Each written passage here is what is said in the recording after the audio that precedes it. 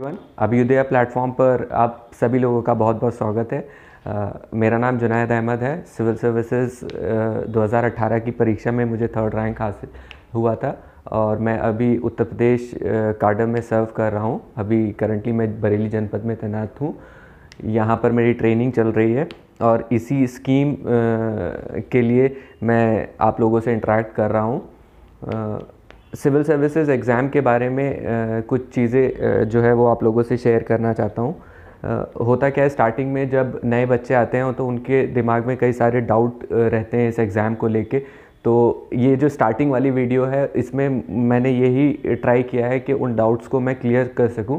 और मुझे एक चीज़ लगी थी कि जब हम लोग प्रिपेयर करते हैं तो वहाँ पे क्या होता है कि स्टार्टिंग वाला जो फेज़ होता है वो बड़ा क्रिटिकल होता है, तो वहाँ पे काफ़ी सारा टाइम वेस्ट हो जाता है। तो what I have come up with कि मैंने एक प्लान बनाया है जो मैंने अपनी प्रिपरेशन के अकॉर्डिंग बनाया था, जो मुझे काफ़ी हेल्पफुल लगा था। तो उसी को देखते हुए मैंने 1 साल का पूरा एक प्लान बनाया था किस तरीके से चीज़ें करनी चाहिए, प्रिपेयर करनी चाहिए। तो इस वीडियो में मैं वो प्लान आप लोगों के साथ शेयर करूँगा और साथ ही साथ जो बेसिक डाउट्स होते हैं एक नए एस्पिरेंट के दिमाग में, वो भी मैं ट्राई करूँगा कि वो क्लियर कर सकूँ।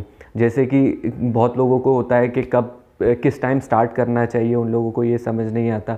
और जब स्टार्ट करते हैं तो स्टार्टिंग में क्या करना चाहिए और NCERTs कौन सी पढ़नी चाहिए, आंसर राइटिंग कब करनी चाहिए और बाकी सारी चीज़ें जो एक पूरे प्रोसेस में आती हैं सिविल सर्विसेज के, उसमें थोड़ा कन्फ्यूजन रहता है। तो वो मैं ट्राई करूँगा कि वो चीज़ें क्लियर हो सकें। ऐसे ही न्यूज़पेपर का होता है कि न्यूज़पेपर किस तरीके से पढ़ना चाहिए, करंट अफेयर्स किस तरीके से कवर करने चाहिए। तो ये बेसिक डाउट्स हैं जो हम लोग क्लियर करते हुए चलेंगे। तो सबसे पहली जो एक चीज़ है एग्ज़ाम के बारे में, वो आपको समझना पड़ेगा कि एग्ज़ाम जो है UPSC वो उसमें रूथलेस कंपटीशन है, ये आप सभी को पता है। अगर कुछ हार्ड फैक्ट्स की हम बात करें तो सब लोग जानते हैं कि लैक्स ऑफ स्टूडेंट्स फॉर्म भरते हैं। अराउंड 10 लाख स्टूडेंट्स जो मुझे लास्ट डेटा याद है फॉर्म भरा था, एंड देन 4.5 लाख उसमें अपीयर होते हैं। देन सिलेक्शन रेट जो है वो बहुत ही कम 0.001% है। तो कहीं पे भी मार्जिन ऑफ एरर जो है वो बहुत ही कम है, तो कहीं पे भी आप गलती नहीं कर सकते। तो वही चीज़ मैं आपको ट्राई कर रहा हूँ इस चीज़ में समझाने के लिए कि स्टार्टिंग में आप इस एग्ज़ाम को किस तरीके से लेके चलें और आगे कैसे प्रोसीड करना है। तो फर्स्ट मैंने क्या ट्राई किया था कि जैसे क्या होता है जनरली जून में जो है बच्चों के एग्ज़ाम ख़त्म होते हैं और उसके बाद वो एक प्रिपेयर करना स्टार्ट करते हैं। तो अगर हम जुलाई से स्टार्ट करें और नेक्स्ट जून तक का 1 ईयर का प्लान रखें तो उसको किस तरीके से हम लेके चल सकते हैं वो मैं ट्राई कर रहा हूँ यहाँ पे पूरा प्रेजेंट करने का।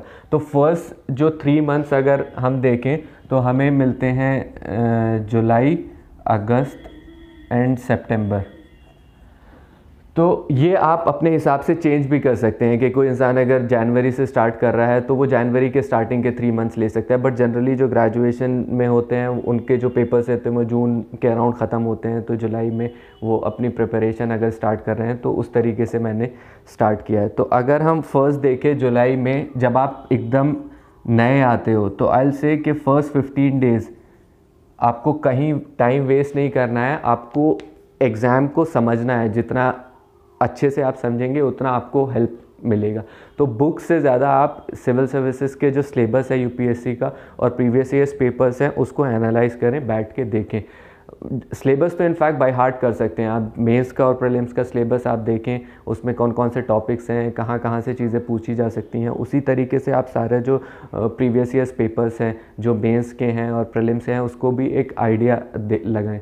तो स्टार्टिंग में जो आपका टाइम है जितना ज़्यादा इस चीज़ में जाएगा उतना जल्दी आपको एग्ज़ाम की अंडरस्टैंडिंग होगी। होता क्या है कि बच्चे स्टार्टिंग में डिफरेंट बुक्स उठा लेते हैं एकदम से और आइडिया नहीं होता, वहाँ पे टाइम बहुत ज़्यादा वेस्ट होता है। तो आई विल सजेस्ट कि स्टार्टिंग के 15-20 दिन आप फोकस करें कंप्लीट प्रीवियस ईयर्स पेपर्स और सिलेबस के ऊपर, और वो तो आगे भी आपको रखना है बट यहाँ पे आप ज़्यादा फोकस करें।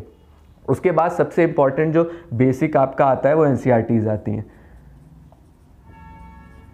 तो अब बच्चों को ये होता है कि NCERTs कहाँ से स्टार्ट करनी चाहिए, 6 से स्टार्ट करनी चाहिए, 9 से स्टार्ट करनी चाहिए, 11 से स्टार्ट करनी चाहिए, 12 से स्टार्ट करनी चाहिए। तो मेरा मानना है आई विल सजेस्ट कि जो आप ग्रेजुएशन जब आप करके आ रहे हो तो बेसिक अंडरस्टैंडिंग आपको चीज़ों की होती है। तो आई विल से कि अगर आप 9th से भी स्टार्ट करेंगे एनसीईआरटीज़ तो सफिशेंट हो जाता है। और आपको ऐसा नहीं है कि सारे सब्जेक्ट्स की एनसीईआरटीज़ पढ़नी है, क्योंकि कभी ये होता है कि कुछ लोग बोल देते हैं कि 6 से 12 तक की जितने भी सब्जेक्ट्स हैं उनकी सबकी एनसीईआरटीज़ आप पढ़ लीजिए। अगर एल से कि साइंस की अगर एनसीईआरटी है, सपोज बायोलॉजी, केमिस्ट्री, फिज़िक्स, अगर इनकी पढ़ने लगेंगे आप 9th-12th की एनसीईआरटीज़ तो वो बहुत डिफ़िकल्ट हो जाएगा आपको करने में उसको। तो हिस्ट्री की एनसीईआरटीज़ एल से कि जो ओल्ड एनसीईआरटीज़ हैं या न्यू एनसीईआरटीज़ हैं वो आप पढ़िए। इकोनॉमिक्स की एनसीईआरटी है वो आप देखिए 11th क्लास की। ज्योग्राफी की 11th-12th की एनसीईआरटीज़ हैं 2, वो आप देख सकते हैं। इसी तरीके से मेन में कॉन्स्टिट्यूशन जो पॉलिटी है, इंडियन कॉन्स्टिट्यूशन एट वर्क, वो 11th क्लास की एक बुक है, वो आप देख सकते हैं। तो जो बेसिक एनसीईआरटीज़ हैं वो आप पढ़िए, और वो भी डिपेंड करता है कि आपका लेवल कहाँ पे है। अगर आपको लगता है कि 11th-12th की या 9th की एनसीईआरटीज़ करके आपको काफ़ी हो जा रहा है तो आप वो भी कर सकते हैं। और आपको लगता है किसी को ज्योग्राफी में प्रॉब्लम होती है तो वो 6 से एनसीईआरटी स्टार्ट करता है, तो वहाँ से भी स्टार्ट की जा सकती है। वो तो आपको डिसाइड करना है कि आपको किस उस पर आपको रखना है अपना। और यहाँ पे एक बड़ा इशू आता है नोट्स मेकिंग का। बहुत लोग बच्चे कन्फ्यूजन में रहते हैं कि सर नोट्स मेकिंग कब से स्टार्ट करनी चाहिए।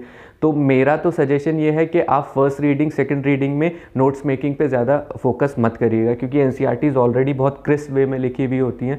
फर्स्ट रीडिंग जब आप करते हैं तो उसमें जितना हो सके उतना समझने का ट्राई कीजिए, अंडरस्टैंडिंग कीजिए। सेकंड थर्ड रीडिंग में जब आप आते हैं उस टाइम पे आप नोट्स मेकिंग के बारे में सोच सकते हैं, देख सकते हैं। तो स्टार्टिंग में फोकस करिए कि जो एक ब्रॉड आइडिया, बेसिक कंसेप्ट वो आप डेवलप कर सकें। तो एनसीईआरटीज़ 9th से 12th तक की आई सजेस्ट, और ये जो है एटलीस्ट इन 3 महीने में 2 रीडिंग आपकी हो जानी चाहिए इसकी एनसीईआरटीज़ की। उसी के साथ साथ आपका ऑप्शनल आता है। अब बहुत लोगों को ऑप्शनल में ये कन्फ्यूज़न रहता है कि कौन सा ऑप्शनल सेलेक्ट करना है और कैसे सेलेक्ट करना है।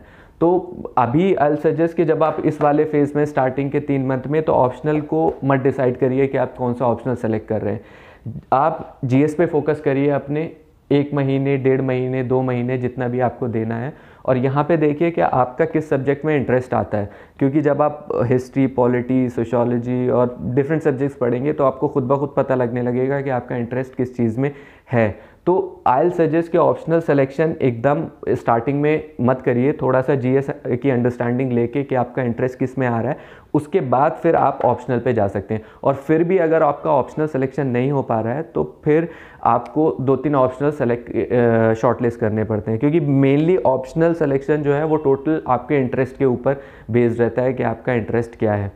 तो अगर आप एनसीईआरटीज़ पढ़ के जीएस की अंडरस्टैंडिंग लेके भी ऑप्शनल नहीं डिसाइड कर पा रहे हैं, तो द ओनली वे इज़ कि 1-2 ऑप्शनल जो आपको लगता है कि आप अच्छा कर सकते हैं उसको शॉर्टलिस्ट करिए, एंड देन उनके पेपर्स देखिए, उनकी बुक्स देखिए, और उसमें देखिए कि आप किस तरीके से उसमें कर सकते हैं। क्योंकि ऑप्शनल बहुत डिसाइडिंग हो जाता है एग्ज़ाम में मार्क्स लाने के लिए। तो ऑप्शनल का सिलेक्शन बहुत इंपॉर्टेंट। कभी कभी ऐसा होता है कि 3-4 अटैम्प्ट के बाद लोग ऑप्शनल चेंज करते हैं, उसमें बहुत प्रॉब्लम्स आती हैं। तो अगर स्टार्टिंग में ही आप ऑप्शनल अच्छे से सेलेक्ट कर रहे हैं अपना, तो वहाँ पे आपको काफ़ी बेनिफिट हो जाता है। तो ये जो ऑप्शनल का है ये आप देख सकते हैं थोड़ी सी जीएस की अंडरस्टैंडिंग होने के बाद कि आपको क्या सेलेक्ट करना है।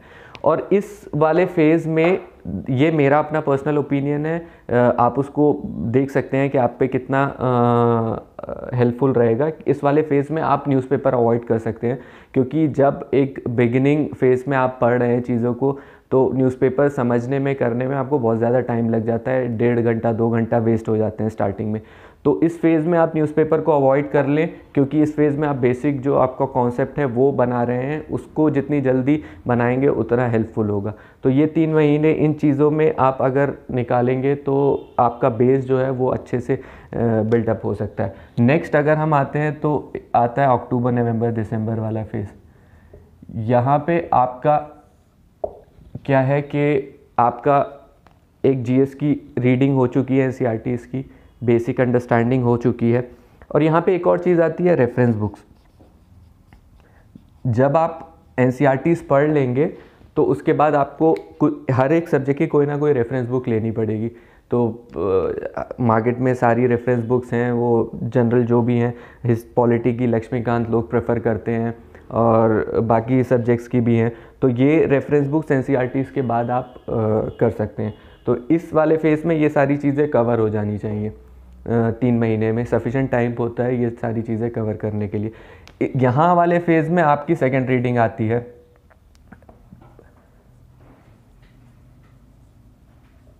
सब्जेक्ट्स का क्या होता है कि स्टार्टिंग की जो फर्स्ट रीडिंग होती है उसमें जो आपकी अंडरस्टैंडिंग होती है वो बहुत लेमन के टर्म्स में होती है। जब आप सेकंड थर्ड रीडिंग में जाते हैं, इस फेज़ में आते हैं, तो आप पिक्चर को बहुत एक हॉलिस्टिक वे में देख लेते हैं। तो यहाँ पे आपको सेकंड रीडिंग जो है यहाँ पे सब्जेक्ट्स की और रेफरेंस बुक्स की आनी चाहिए। ऑप्शनल जो है दिसंबर तक आपका कंप्लीट हो जाना चाहिए, ये इस फेज़ में रहता है, क्योंकि यहाँ पे आपका ऑप्शनल सिलेक्शन जब आता है तो मे बी अगस्त सितंबर, जब तक भी आप टाइम लेते हैं ऑप्शनल सिलेक्शन में, तो किसी भी ऑप्शनल को कंप्लीट करने के लिए एटलीस्ट 3 मंथ्स तो चाहिए ही चाहिए होते हैं। तो यहाँ पे एक बार तो एटलीस्ट आपका ऑप्शनल कंप्लीट हो जाना चाहिए सिलेक्शन के बाद, क्योंकि अगर यहाँ तक आपका ऑप्शनल कंप्लीट नहीं हो रहा है तो उसके बाद जो आगे की चीज़ें हैं उसमें आपको फिर प्रॉब्लम आएगी। तो दिसंबर तक ट्राई करें कि आपका ऑप्शनल कंप्लीट हो रहना चाहिए। ये 3-3 महीने के जो फेजेस मैं बना रहा हूँ, ये आप अपने हिसाब से भी इसको चेंज कर सकते हैं जब से आप स्टार्ट कर रहे हैं। तो मैंने तो एक ईयर का प्लान लिया है जो स्टार्ट होता है जुलाई से और एंड होगा जून पे। जनरली प्रीलिम्स भी जून में ही होता है। तो और यहाँ पे आई विल से कि यहाँ पे आप न्यूज़पेपर को स्टार्ट कर सकते हैं।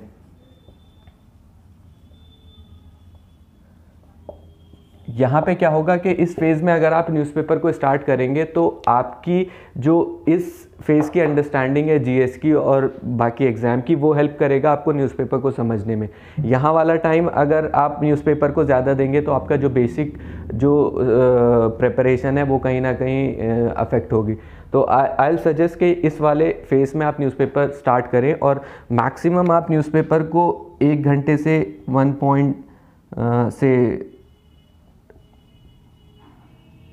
1 या 1.5 घंटा मैक्सिमम, उससे ज़्यादा नहीं देना है न्यूज़पेपर को। और न्यूज़पेपर को कैसे पढ़ना है, किस तरीके से, वो पूरा एक डिटेल में टॉपिक है और मैं आगे भी वीडियोस लूँगा, मैं आगे भी चीज़ें करूँगा। तो उसमें एक डिफरेंट पूरा एक लेक्चर हम लोग ये कर सकते हैं कि न्यूज़पेपर को किस तरीके से पढ़ना है, किस तरीके से चीज़ें कवर करनी है।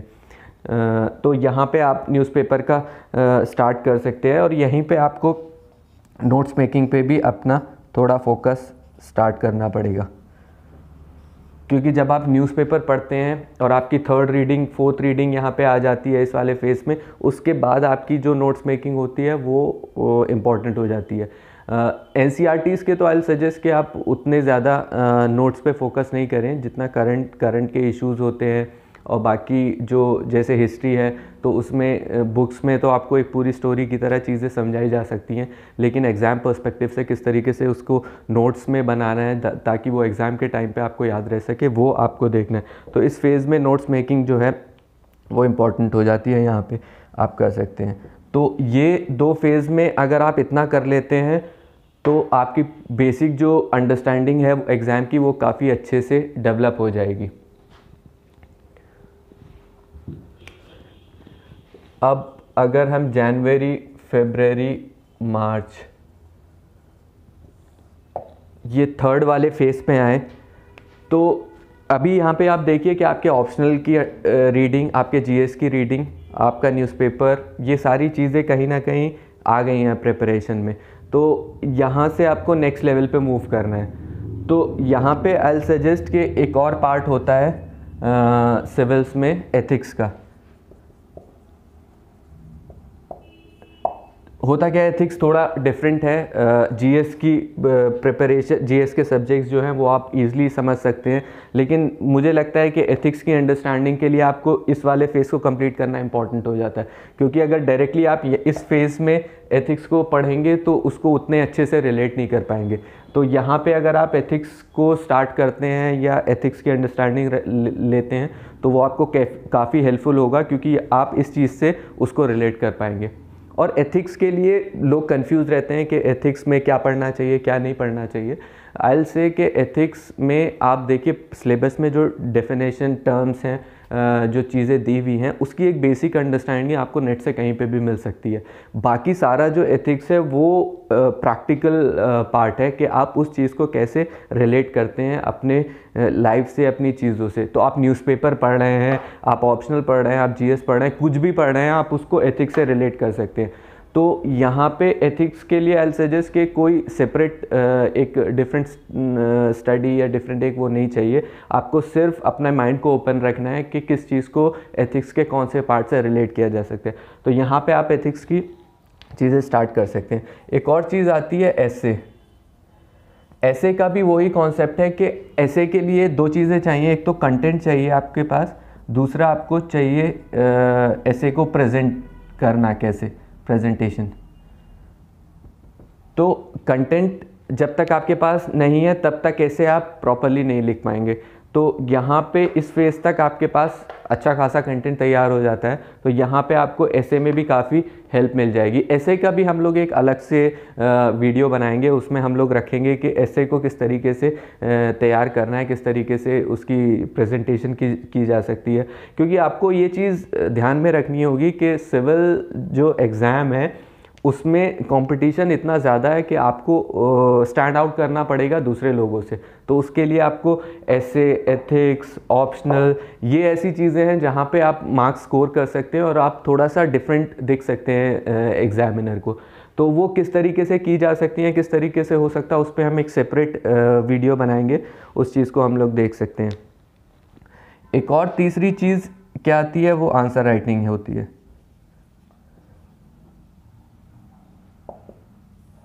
ये भी बहुत इंपॉर्टेंट हो जाती है, क्योंकि एक आपको ये समझना पड़ेगा कि कभी कभी बच्चों को लगता है कि अभी हम प्रीलिम्स की तैयारी कर रहे हैं, अभी हम मेंस की तैयारी कर रहे हैं और वो सारी चीज़ें डिफरेंट हैं, पहले प्रीलिम्स हो जाए फिर मेंस के करें। ऐसा कुछ नहीं है, क्योंकि अगर आप ये कर रहे हैं तो आपको प्रीलिम्स और मेंस दोनों को एक साथ लेके चलना पड़ेगा।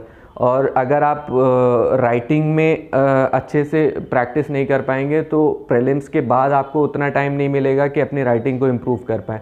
तो अगर आप बहुत रेगुलरली भी नहीं लिख रहे हैं तो यहाँ पे आप स्टार्ट कर सकते हैं अपनी राइटिंग को। प्रीवियस ईयर्स पेपर्स उठा सकते हैं सिविल सर्विसेज के, उसके क्वेश्चंस कुछ लिख सकते हैं। वीकेंड्स पे आप ऐसे लिख सकते हैं, या दिन में 2-1 क्वेश्चन जो भी आपको लिखने हो। तो वो एक हैबिट डेवलप होगी आंसर राइटिंग की, जो आपको आगे हेल्प करेगी। तो जब प्रीलिम्स के बाद आपको मेंस लिखना है तो उस टाइम पे आप रेगुलर राइटिंग कर सकते हो, लेकिन यहाँ पे अगर हैबिट डेवलप नहीं हुई तो वहाँ पे प्रॉब्लम होता है। तो ये चीज़ भी उसमें आप स्टार्ट कर सकते हैं। एंड एक और चीज़ जो मुझे इम्पोर्टेंट लगी ना यहाँ पे, वो है ग्रुप स्टडी। होता क्या है कि जब ये सारी चीज़ें हो जाती हैं तो इस फेज़ में मेरे लिए, मुझे तो इम्पॉर्टेंट लगता था कि एक सेम माइंडेड पीपल अगर हैं और अच्छा ग्रुप है, तो सपोज़ मैंने न्यूज़पेपर पढ़ा सुबह में, तो 2-3 चीज़ें जो आर्टिकल्स जो मुझे अच्छे लगे वो मैं डिस्कस कर लेता था। तो वो काफ़ी हेल्पफुल होता है किसी चीज़ की अंडरस्टैंडिंग के लिए। कोई प्रॉब्लम आ रही है, सपोज़ मैंने आंसर राइटिंग करी यहाँ पे, तो मेरा 2-3 लोगों का ग्रुप था, तो मैंने कुछ लिखा, दूसरे ने कुछ लिखा, हम लोग शेयर कर लेते थे। तो ये ग्रुप वर्क जो है ये इस फेज़ में इम्पॉर्टेंट हो जाता है। और मैं इस जगह पे इसीलिए मैंने ये ग्रुप स्टडी का नहीं लिखा है, क्योंकि यहाँ पे जितना ज़्यादा आप सेल्फ स्टडी करेंगे उतना इम्पॉर्टेंट होगा। क्योंकि स्टार्टिंग के जो 1 साल होता है, आई फील अगर आपने उसको अच्छे से दे दिया तो आराम से आगे चीज़ें आप बिल्ड ऑन कर सकते हो, करंट अफेयर्स या बाकी सारी चीज़ें। लेकिन यहाँ पे अगर आपने कहीं पे भी लैग किया तो आगे जाके बहुत ज़्यादा प्रॉब्लम होगी। तो इस वाले फेज़ में एक और चीज़ जो इम्पॉर्टेंट हो जाती है वो होता है करंट अफेयर्स। मैं करंट अफेयर्स को भी इस वाले फेज़ में इसलिए ला रहा हूँ क्योंकि यहाँ पे अगर आप उस चीज़ को लेंगे करंट अफेयर्स को, क्योंकि इंपॉर्टेंस जो है करंट अफेयर्स का वो बहुत ज़्यादा बढ़ गया है सिविल सर्विसेज में। प्रीलिम्स में आप देखें कि क्वेश्चंस जो हैं वो बहुत ज़्यादा पूछे जाते हैं करंट अफेयर्स से, और तो आपको 1 साल के अराउंड तक कवर करना रहता है। बट वही चीज़ अगेन एक आती है कि जब तक आपका बेसिक्स पूरा अच्छे से नहीं है तब तक आप करंट अफेयर्स पे बिल्ड ऑन नहीं कर सकते हैं।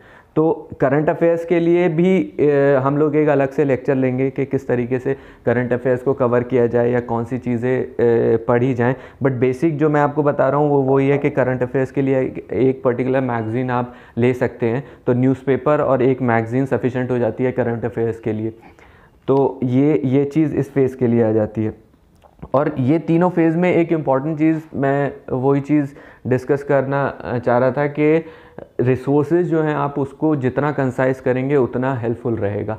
मार्केट में इधर उधर आपको बहुत सारे जो है कंटेंट मिलेगा, बहुत सारी बुकलेट्स मिलेंगी, वीडियोस मिलेंगी। आप जितना अपने आप को कंसाइज करेंगे उतना हेल्पफुल होगा। आप एक बुक पढ़ें, उसको बार बार रिवाइज करें, तभी वो रिटेन रह पाएगा। ऐसे ही करंट अफेयर्स का है, आपके पास मल्टीपल जो है वो बुकलेट्स होंगी, मल्टीपल मैगजीन्स होंगी, लेकिन अगर आप एक एक रीडिंग सबको देने लगे तो कुछ भी याद नहीं रहेगा। तो एक लीजिए, कोई सी भी मैगज़ीन लेनी है, इक्वली गुड हैं सारी मैगज़ीन्स, और उनको बार बार रिवाइज़ कीजिए।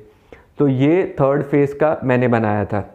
ये सारी चीज़ें मेरे जो मैंने 4-5 साल प्रिपरेशन किया उसमें मैंने देखा कि कहाँ कहाँ पे इशू आते हैं और कहाँ कहाँ पे टाइम वेस्ट होता है, उसको मैंने कंसिडर करके कि जो नया बच्चा आ रहा है उसको प्रॉब्लम ना हो स्टार्टिंग में, उसके हिसाब से ये चीज़ बनाई है। बाकी आप इसको मॉडिफाई कर सकते हैं अपने हिसाब से देखने के लिए। एक लास्ट फेज़ जो आ जाता है अप्रैल, मई, जून, ये वाली साइकिल। तो यहाँ पे देखिए, ये आप उस स्टेज पे पहुँच चुके हैं जहाँ पे आपकी ऑलमोस्ट सारी चीज़ें एक एक बार, दो दो बार नहीं तो कवर हो चुकी हैं। और यहाँ पे इम्पॉर्टेंट हो जाता है कि आप अपनी स्टडीज़ को थोड़ा सा प्रीलिम्स स्पेसिफिक कर दें, क्योंकि 2 महीने एटलीस्ट चाहिए होते हैं उस मोड में आने के लिए जो एग्ज़ाम जो है वो डिमांड करता है। तो जो अप्रैल मई जून का टाइम है, यहाँ पे आपको थोड़ा सा ऑब्जेक्टिव चीज़ों पे फोकस करना पड़ेगा। सपोज़ आपने जो हिस्ट्री पढ़ी है वो एक पूरे हॉलिस्टिक वे में पढ़ी है, प्रीलिम्स में सारी चीज़ों को लेके, यहाँ पे आपको थोड़ा सा देखना पड़ेगा कि किस तरीके से चीज़ें पूछी जाती हैं, किस तरीके से आपको फैक्ट्स कंसिडर करने हैं उस चीज़ को लेके। एक और जो सेकंड इम्पॉर्टेंट चीज़ इस फेज़ में आ जाती है वो टेस्ट सीरीज़ आ जाती है। मुझे लगता है कि ये भी इक्वली इम्पॉर्टेंट है इस टाइम पे, क्योंकि आपका जितना भी हुआ है, आपका रिवीजन, उसको आप कितना अच्छे से किया है वो जज तभी होगा जब आप टेस्ट सीरीज़ देंगे। उससे आपको आइडिया लगेगा कि आपकी प्रिपरेशन किस लेवल पे है। और उसके साथ साथ टेस्ट सीरीज़ आपको एक पूरा एटमॉस्फेयर देती है एग्ज़ाम का कि आप को सॉल्व करने हैं क्वेश्चंस, आपको किस तरीके से चीज़ें करनी है, ये सारी चीज़ें टेस्ट सीरीज़ से आपको आती हैं। तो ऑब्जेक्टिव चीज़ें एग्ज़ाम में, लॉजिकल रीजनिंग और एग्ज़ाम को कैसे देखना है वहाँ पे, वो उसके लिए भी हम लोग एक अलग से वीडियो बनाएंगे, क्योंकि वो भी काफ़ी इम्पॉर्टेंट हो जाता है इस सारे पर्सपेक्टिव में। और एक जो थर्ड चीज़ है वो है रिवीजन। कभी भी ये मत सोचिएगा कि आपने जो पढ़ रखा है वो डायरेक्टली एग्ज़ाम में जाके आप अप्लाई कर सकते हैं। आपका रिवीजन बहुत इंपॉर्टेंट हो जाता है, और ख़ासकर इस टाइम पे, क्योंकि इस वक्त प्रीलिम्स बहुत करीब होता है और उस टाइम पे आपको फैक्ट्स, सारी चीज़ें आपके टिप्स पे होनी चाहिए। तो यहाँ पे रिवीजन भी बहुत इंपॉर्टेंट हो जाता है। और एक लास्ट चीज़ जो है वो करंट अफेयर्स है।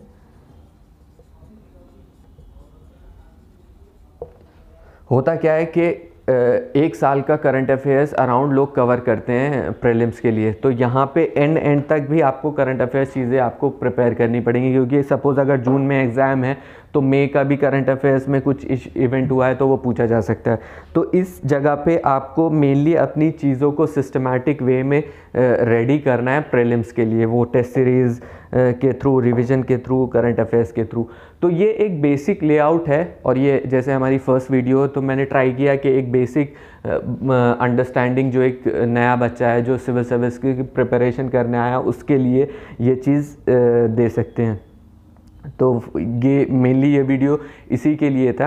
और बाकी तो हम लोग जैसे भी चीज़ें होंगी, जैसे भी टॉपिक आएगा उसके हिसाब से वीडियोस बनाएंगे। और बाकी आप लोगों को भी अगर लगता है कि कोई स्पेसिफिक टॉपिक है जिस पे आप लोगों को हेल्प चाहिए या वीडियो चाहते हैं कि हम लोग बनाएं, तो आप उसको कमेंट्स में या किसी के थ्रू हम तक ये पहुंचा सकते हैं तो हम उसी के हिसाब से अपनी वीडियो बना लेंगे।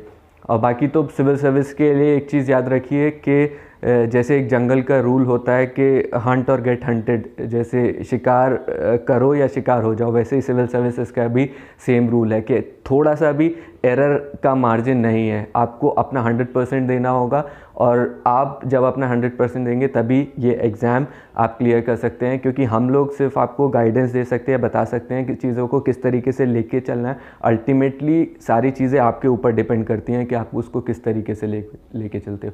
सो my wishes to all of you, अच्छे से आप लोग प्रिपेयर करें, एग्ज़ाम दे। All the best, thank you.